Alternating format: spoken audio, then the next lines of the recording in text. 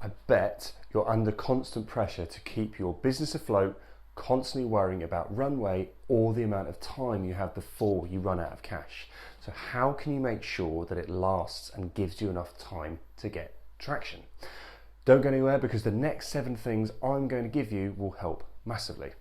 I'm Patrick of the Founder Revenue Academy, and we have worked with hundreds of early stage B2B startups, all between MVP and product market fit. And so if this is your first time seeing this video on the channel, welcome. And if you're a returning viewer, then great to have you back.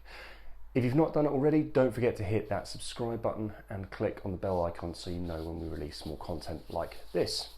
First and foremost, focus on generating revenue as early as possible.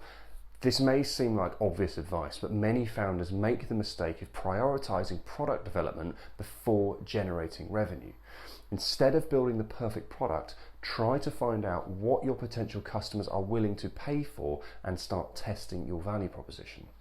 If you can get some cash flow early on, it will give you more time to iterate and improve your product. Secondly, be smart about your expenses.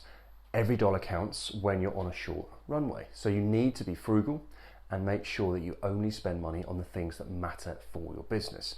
This means that you should avoid unnecessary hires, office spaces, and marketing campaigns that don't have a clear ROI. So track your expenses very closely and find ways to cut down on costs without compromising on quality. So third is reducing headcount, if you had any, or by not looking to bring anyone on, but by looking at outsourcing and therefore having a much lower cost of labor. So for example, if you're building out your database, this is something that can be outsourced and not bring in a full-time junior member of staff to do. Fourth is change in credit terms. So bill faster, collect sooner. So for the sales that you have made or are hopeful to make, once you invoice, a company has 30 days to pay you.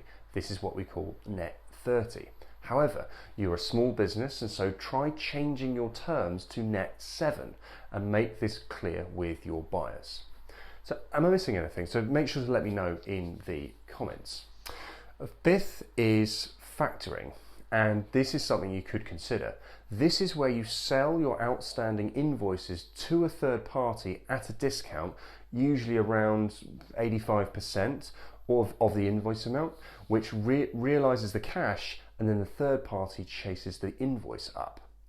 Sixth is a software audit. There are so many SaaS tools and solutions out there that all have free trials or freemium models that it makes sense to take advantage of as many as you can, with as many email addresses as you can, across as many people as you can, to avoid paying unnecessary fees. So sometimes there are things you need to do to get ahead, and that's one of them.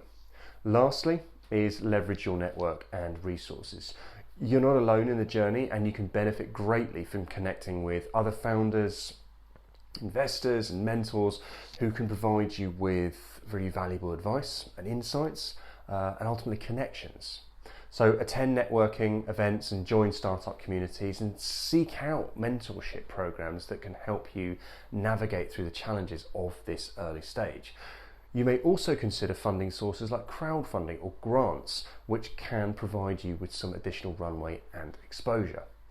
In terms of the amount of runway, I would suggest between 3 and 6 months when you're just starting out. If you run out of money after this time and no traction has been felt, then there will be competing reasons for this, but fundamentally it is going to be the offer you brought to market didn't resonate, hence no revenue. So you can either look for additional funds, which is something you probably already had started doing, or accept that this was the wrong offer, chalk it up to experience, dust yourself off and go. And go again.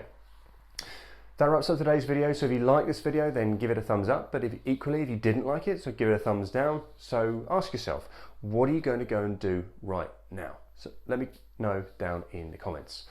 In the description box, there will be a link to our newsletter, but also a link to go through to what we're all about at the Founder Revenue Academy. So our tribe are all founders of early stage B2B businesses. So head over to that and check it out. I'll see you soon.